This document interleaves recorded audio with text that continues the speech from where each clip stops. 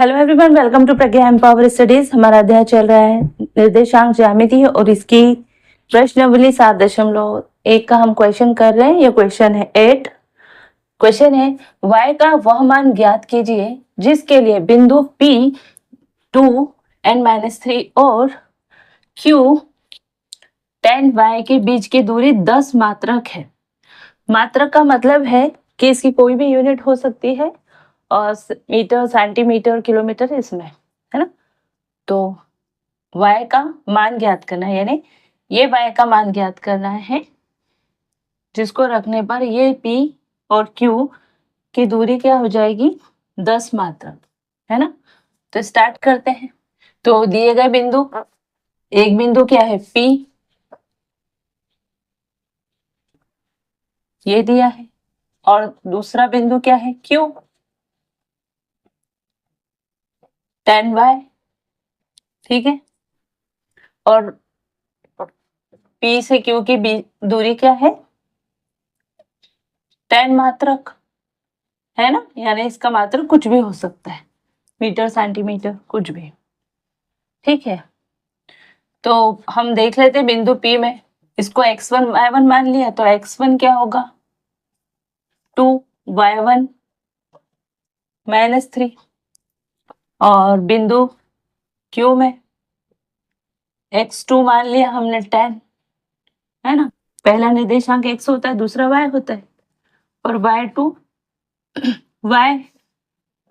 y2 का मान y, और इन दोनों के बीच की दूरी क्या है 10 मात्रक। अब बिंदु PQ की दूरी हमको दी हुई है, तो दूरी का सूत्र हम लगा देते, ठीक है। तो दूरी का सूत्र क्या होता है √x2 - x1 का स्क्वायर प्लस y2 - y1 का स्क्वायर। x1 - y2 भी, x2 भी लिख सकते हो, x2 - x1 इस तरह से भी लिख सकते हैं।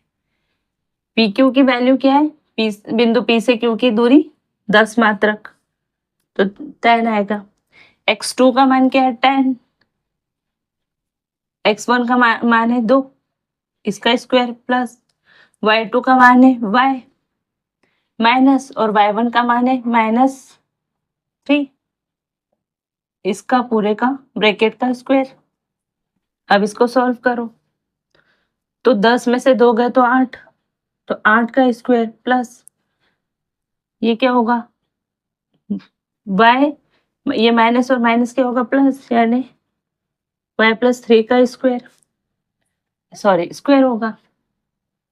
अब ये 10 एज इट इज रहेगा, ये 10 8 8 64, यानी 8 का वर्ग होगा 64, प्लस यहाँ पर एक सर्वसमीका लग जाएगी, ये वाली a + b का स्क्वायर बराबर a² + 2ab + b²। यहाँ पर a मतलब क्या होगा y, और b मतलब क्या होगा 3। तो यहाँ सर्वसमीका लगा दो, y का square plus 2y × 3, 2ab + b का स्क्वायर यानी 3 का स्क्वायर। इसको सॉल्व कर लो, ये यहाँ पर इक्वल टू आएगा और यहाँ पर ऐसा, ठीक है।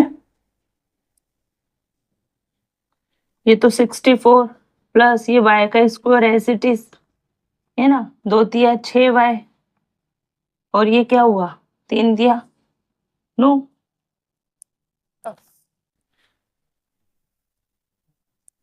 अब ये 10 =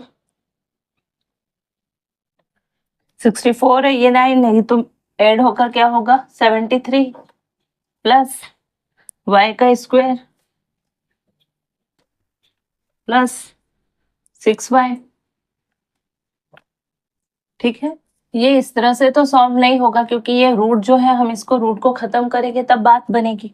तो इस तरह से हमने यहाँ तक करके देखा, रूट खत्म नहीं हुआ। तो आप चाहते तो यहाँ पर भी रूट को खत्म कर सकते थे पहले स्टेप में यहाँ पर, और नहीं तो हम यहाँ कर लेते, ठीक है। क्योंकि मुझे लगा कि यहाँ हम कुछ करके खत्म हो सकता है यहाँ पर, अब नहीं हो रहा है तो अब हम ये रूट को खत्म करेंगे। तो क्या करेंगे, दोनों पक्ष का वर्ग करने पर, ये काम आप पहले भी कर सकते थे और अब भी करा तो भी चलेगा। तो दोनों पक्षों में वर्ग करो, तो इसका भी वर्ग करो तो 100 का 10 का वर्ग हो जाएगा, और इधर भी वर्ग कर दो ये पूरे ब्रैकेट का।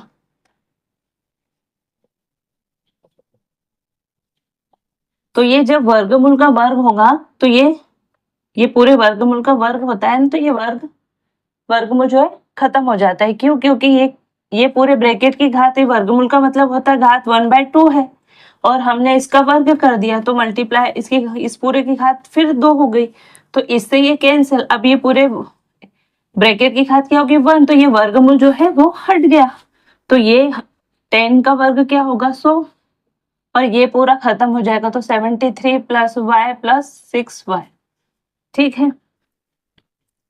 अब इधर इसको 100 को इधर ले जाते हैं, है ना, तो ये होगा, सॉरी ये y का स्क्वायर, तो y का स्क्वायर प्लस 6y ना, ये प्लस 73। अब देखिए माइनस 100 हो गया इक्वल टू 0, क्योंकि माइनस ये 100 इधर आ गया तो 0 हो गया, है ना।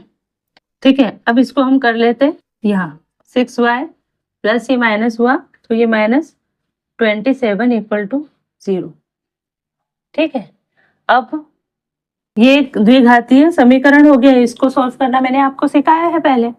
इसको सॉल्व करने का तरीका क्या है कि ये माइनस 27, ये 27 है अचर राशि, इसका यहाँ ये वर्ग वाला जो y है इससे मल्टीप्लाई करेंगे तो ये क्या होगा 27y का स्क्वायर। अब इसको ऐसे दो भागों में तोड़ेंगे कि उन दोनों भागों को जोड़ने या घटाने पर 6y आए, यानी मध्य पद आए।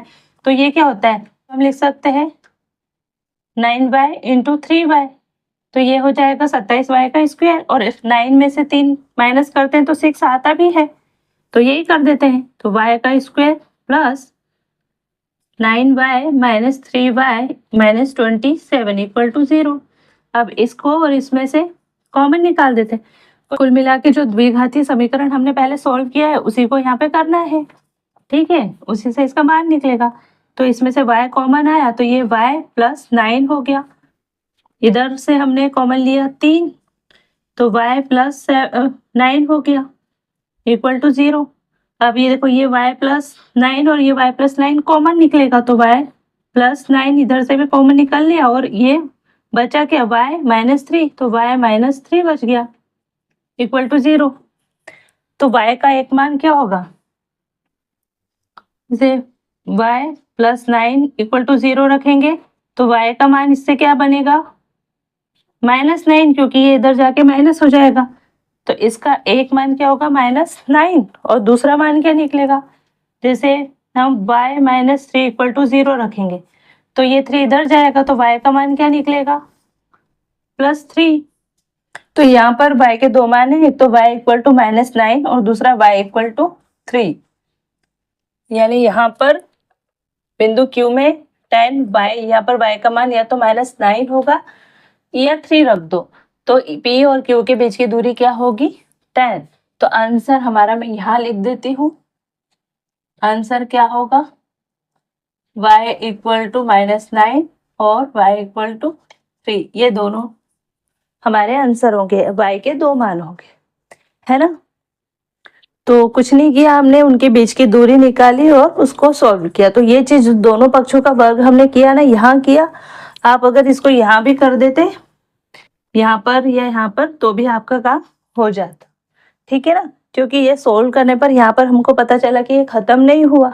अगर ये यहाँ किसी तरह खत्म हो जाता, दोनों पक्षों का वर्ग किया तो ये 10 का वर्ग करने पर 100 आया, और ये वर्गमूल में संख्या थी, तो किसी भी वर्गमूल का अगर हम वर्ग करते हैं तो वर्गमूल क्या होता है हट जाता है, क्योंकि वर्गमूल का मतलब होता है घात 1/2, और जब 1/2 में की घात 2 कर देंगे तो वो ऐसा हो जाता है 1/2 इंटू 2, तो ये 2 से 2 कैंसिल, तो ये जो वर्गमूल का अगर वर्ग कर दोगे ना तो वर्गमूल हट जाता है। तो फिर उसको हमने सॉल्व किया, तो यहाँ पर ये द्विघातीय समीकरण मिला, और द्विघातीय समीकरण सॉल्व करना हमने सीखा है, ठीक है। तो ये द्विघातीय समीकरण सॉल्व किया तो y के दो मान आए, एक तो -9 दूसरा 3, और यही हमारा आंसर है, ठीक है। ये तो आई होप कि ये क्वेश्चन आपको अच्छा लगा होगा और अच्छे से समझ में आया होगा। वीडियो अच्छा लगे तो वीडियो को लाइक कीजिएगा, चैनल पर नए हो तो चैनल को सब्सक्राइब कीजिएगा। कोई भी इशू हो तो कमेंट बॉक्स में कमेंट करें। मिलते हैं नेक्स्ट वीडियो में, तब तक के लिए जय हिंद, जय भारत। Thank you.